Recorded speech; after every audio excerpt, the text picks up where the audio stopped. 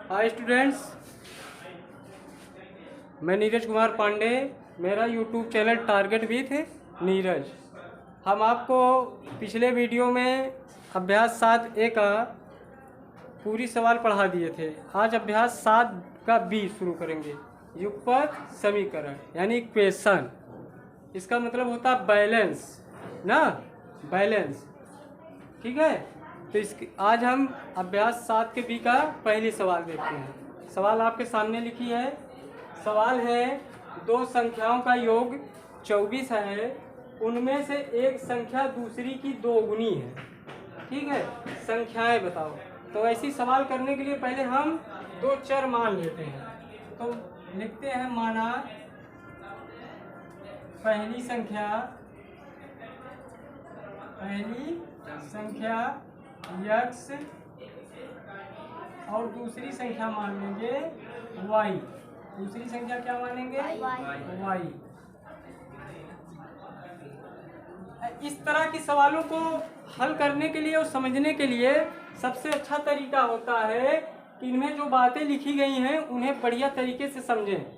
इनमें दो तरीके की बातें की जाएंगी, तो इनमें हम ऐसे हल करेंगे, प्रथम शर्त के अनुसार और दूसरी शर्त के अनुसार। ठीक है ना? तो हम पहले लिखते हैं, पहली बात ये क्या कह रहा है। ठीक, तो यहाँ पर डालेंगे प्रथम शर्त के अनुसार, प्रथम शर्त के अनुसार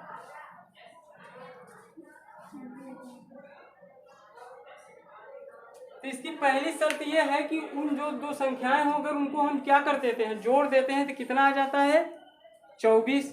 तो हम दो संख्याएं माने हैं x और y, इनको अगर हम जोड़ दें तो कितना आ जाए? तो x प्लस y बराबर 24। ये हमारी पहली शर्त है और यही हमारा पहला समीकरण भी बन गया। समीकरण नंबर 1, समीकरण नंबर 1। अब दूसरी शर्त के अनुसार,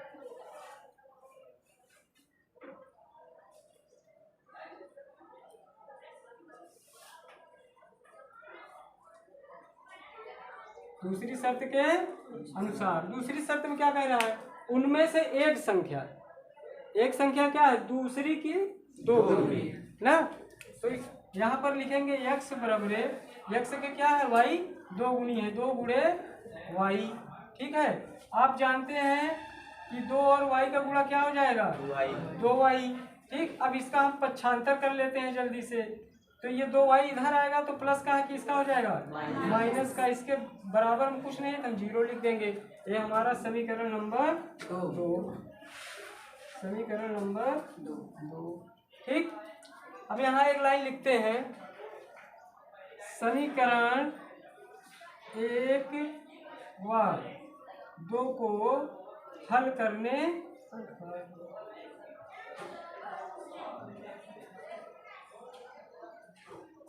ठीक, हल हम यहाँ कर देते हैं। ठीक, हल हम यहाँ कर रहे हैं। तो पहले दोनों समीकरण को लिख लेते हैं क्योंकि इन दोनों को हल करना है। x प्लस वाई बराबर 24 और दूसरा है x माइनस 2y बराबर 0। ये आपके दो समीकरण दिए गए हैं। अब नियम के अनुसार, विलोपन विधि के अनुसार, यानी विलोप का अर्थ गायब, तो एक चर को विलोप करना है। चर वही विलोप होगा जिनके दोनों चरों की संख्या समान हो। यानी यहाँ पर 1 है तो यहाँ पर भी 1, यहाँ पर 2 है तो यहाँ पर भी 2। तो यहाँ पर x का चर जो है उसकी संख्या दोनों क्या है? समान है, 1 1। तो हम इसी को क्या कर देंगे? विलोप कर देंगे। क्या कर देंगे? विलोप कर देंगे। दूसरी बात, विलोप तभी होगा जब इसके चिन्ह जो है क्या होंगे? असमान होंगे, यानी एक धन का और एक ऋण का है। लेकिन यहाँ पर दोनों क्या है? धन है। तो नीचे का ऋण तब हो जाएगा जब इसे हम इस समीकरण को घटा देंगे। क्या कर देंगे? घटा देंगे। तो यहाँ लिखेंगे घटाने पर। क्या लिखेंगे?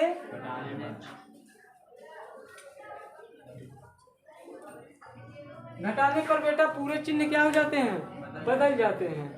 जहाँ पर धन रहेगा क्या हो जाएगा? ऋण। जहाँ पर ऋण रहेगा धन, और जहाँ पर धन रहेगा ऋण। लेकिन यहाँ चिन्ह बदलने का कोई मतलब नहीं निकलता क्योंकि 0 न तो धनात्मक होता है न तो ऋणात्मक, तो यहाँ हम चिन्ह नहीं बदल रहे हैं। ठीक है, बदल भी देंगे तब भी आंसर वही है, लेकिन ध्यान रहे जीरो हमेशा अपने रूप में होता है, ना तो यहाँ धन लगा होता है, ना तो यहाँ पर ऋण लगा होता है। ठीक, तो चलिए देखिए यहाँ पर धन, यहाँ पर ऋण, धन ऋण का गुणा ऋण, यानी ये x आपस में कट गया। अब यहाँ धन का 1y और यहाँ पर धन का 2y, माइनस का 2y नहीं रहेगा, याद रखना। पिछले भी इस अभ्यास में हमने बताया था, जो चिन्ह अब बदला है ना, वो हमारा चिन्ह है, इस चिन्ह से मतलब अब नहीं है। तो धन और धन का गुणा धन, तो यहाँ पर 1 और यहाँ पर 2, दोनों 1 और 2 3y, कितना हो गया बराबर है ये 24। ठीक, तो y बराबर है 24 और ये गुणे का है, ये पक्षांतर होगा, क्या होगा, तो ये बटे में हो जाएगा, यानी इससे भाग हो जाएगा ना। तो y बराबर 3 एकम 3, 3 8, y का मान क्या आ गया 8 आ गया। अब इस y के मान को समीकरण 1 में रखने,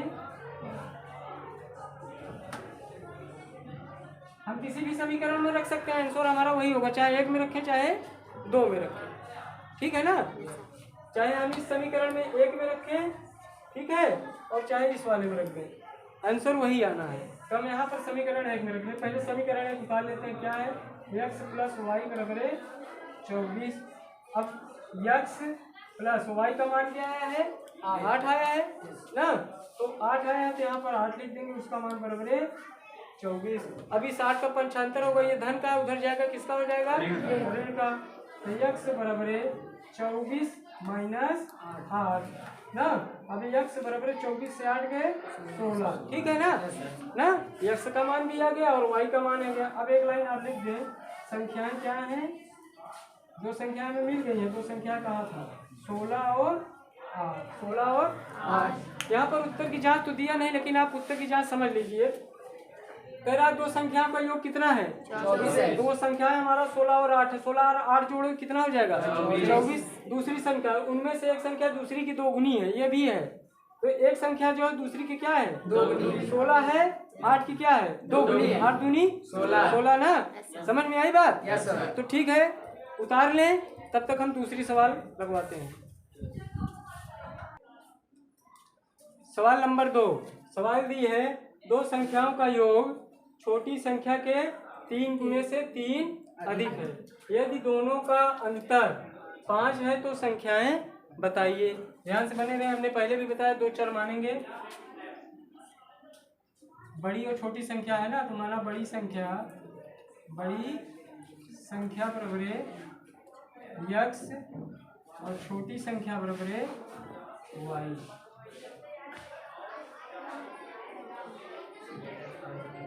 छोटी संख्या बराबर y, ठीक है, ठीक ना। देखिए अब प्रथम शर्त के अनुसार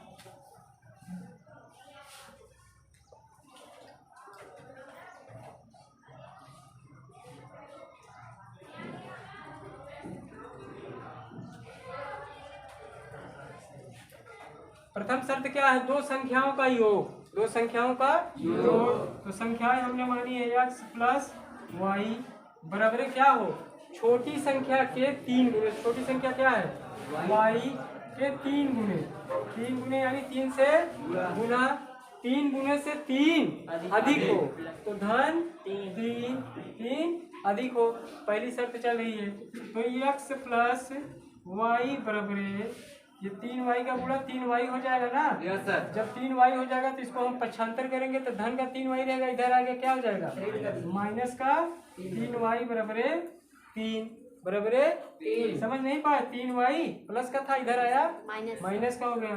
अब देखो y और y ये हल हो जाएगा, धन ऋण का गुणा ऋण, तो x और 3 से 1 गया, कितना आया 2y, ऋण की संख्या ज्यादा इसलिए चिन्ह क्या रहेगा ऋण बराबर 3। समीकरण नंबर 1, समीकरण नंबर 1, समीकरण क्या हो गया 1। अब दूसरी शर्त के अनुसार देखते हैं,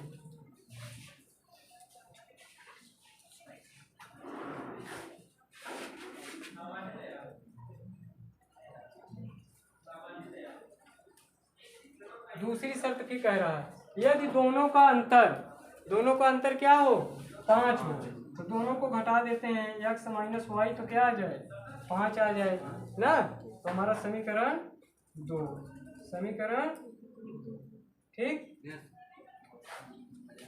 अब हम यहाँ पर करते हैं समीकरण 1 व 2 को हल करने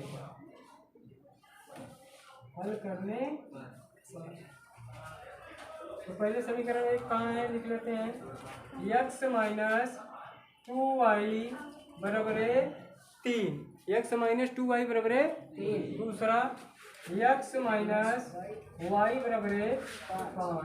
ठीक, दोनों समीकरण लिखे हैं, हल करना है। एक चर को विलोप करना है, आप जानते हैं चर x का समान है, इसे ही विलोप करेंगे।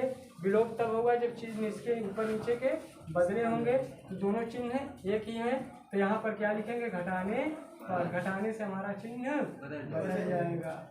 ठीक है, तो यहाँ पर बदलते हैं, धन है क्या हो जाएगा ऋण, यहाँ पर ऋण है तो धन, यहाँ पर धन है तो ऋण। ठीक, अब हल करते हैं, धन का x ऋण का x आपस में कट गया, ऋण धन का गुणा ऋण, इस चिन्ह से मतलब नहीं है। यहाँ पर देखें ऋण धन का गुणा ऋण, तो 2 से 1 गया, क्या बचा, हाँ 1 बचा, यानी y ना धन की संख्या ज्यादा है तो चिन्ह धन का रहेगा बराबर है।